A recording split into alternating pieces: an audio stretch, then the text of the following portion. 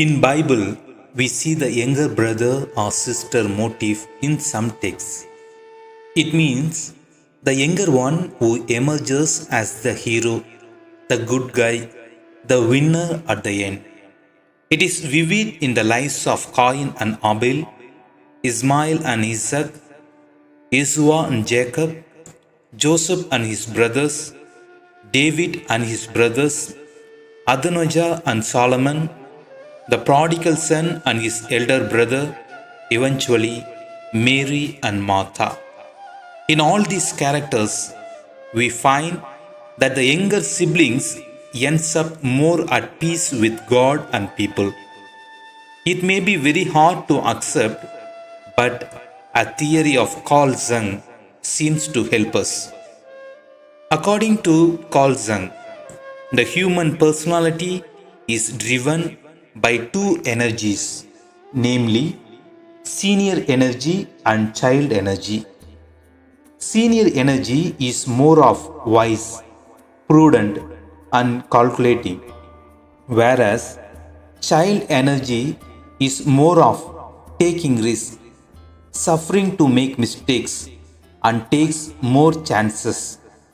The senior energy is full of security conscious. The child energy is more like easy come and easy go. The senior energy is interested in competition, power, and success. The child energy is interested in cooperation and celebration. Carl Jung says, to be fully human, fully alive, these two energies must find a balance, a harmony in their personality. In today's gospel, we see disciples are acting from the senior energy. Disciples are neither ready to understand the suffering of Jesus nor to clarify their doubts. That is the senior energy expressing itself. Another expression of the senior energy in the disciples is their argument on the way about which of them was the greatest.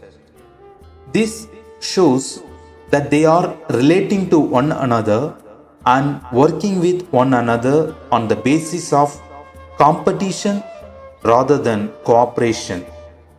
Jesus took a little child and put it among them. Doing this, Jesus accepted and welcomed the child. According to Jung's analysis, to accept the child is part of our personality. With this, we become less calculating, less concerned about our shame, less afraid of our failures and death, and less grabbing for power and success. With more the child energy, we shall go ahead, then only following Jesus becomes possible. Whether we are 9 years old or 99, and whether we are the firstborn, the lastborn, or the only child of the family, the message of Jesus challenges us all to become young at heart. This is the only way to join the company of the younger sons and daughters of the Bible, to whom the kingdom of God belongs.